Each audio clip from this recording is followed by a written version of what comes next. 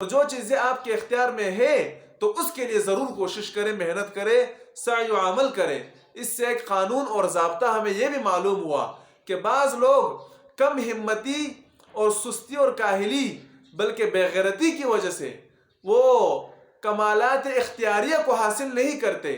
جو چیزیں آپ کے اختیار میں ہے، آپ کوشش سے حاصل کر سکتے ہو، اس میں بھی وہ محنت نہیں کرتے، اور جب ان کو کہا جاتا ہے کہ بھئی آپ کیوں نہیں کرتے ہو محنت، تو وہ کہتے ہیں کہ قسمت اور تقدیر میں نہیں لکھا۔ تو اپنے سستی کو، کاہلی اور بے غیرتی کو قسمت اور تقدیر کے حوالے کر دیتا ہے، حالانکہ یہ بات غلط ہے۔ جو چیز آپ کے اختیار میں ہے اس کو قسمت اور تقدیر کے حوالے نہ کرے آپ، بلکہ خود محنت کرے، کوشش کرے، ان کو حاصل کرے۔ ہاں، جو آپ کے اختیار میں نہیں ہے اس کو قسمت اور تقدیر کے حوالے کرے کہ اس میں ہمارا کوئی اختیار نہیں چلتا۔ دیکھیے حضرت بلال حبشی رضی اللہ تعالیٰ عنہ رنگ کے کالے ہیں، کوئی خوبصورت بھی نہیں تھے، حسین بھی نہیں تھے، بلکہ اعلیٰ خاندان میں بھی نہیں تھے۔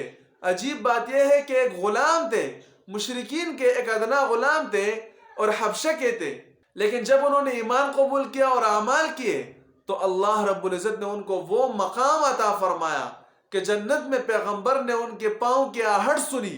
ایک وہ زمانہ تھا کہ جب حضرت بلال حبشی رضی اللہ تعالیٰ عنہ کو مکہ کی گلیوں میں گھسیٹا جاتا تھا، چلچلاتی دھوپ میں ننگا کر کے ان کو لٹا کر مارا جاتا تھا، اور ان کو ہر قسم کی تکلیف، ظلم، جبریت اور بربریت ان پر ڈھائی جاتی تھی۔ لیکن ایک وہ زمانہ آیا کہ آپ صلی اللہ علیہ وسلم اور تمام صحابہ مکہ میں فاتح اور غالب بن کر داخل ہوئے۔ وہ تمام مشرکین سر جھکائے ہوئے تھے، اور آپ صلی اللہ علیہ وسلم نے حضرت بلال حبشی رضی اللہ تعالیٰ عنہ کو حکم دیا کہ کعبے کی چھت پر کھڑے ہو کر اذان دو اور اللہ کی توحید کی صدا بلند کرو۔ اور حضرت بلال حبشی رضی اللہ تعالیٰ عنہ نے ایسی اذان دی کہ آسمان بھی سن رہا تھا، زمین بھی سن رہی تھی، پرندے درندے حجر شجر سب سن رہے تھے۔ اور وہ مشرکین جو حضرت بلال حبشی رضی اللہ تعالیٰ عنہ کو کلمہ توحید کے اقرار کرنے کے لیے نہیں چھوڑتے تھے، آج وہ سر جھکا کر کھڑے تھے۔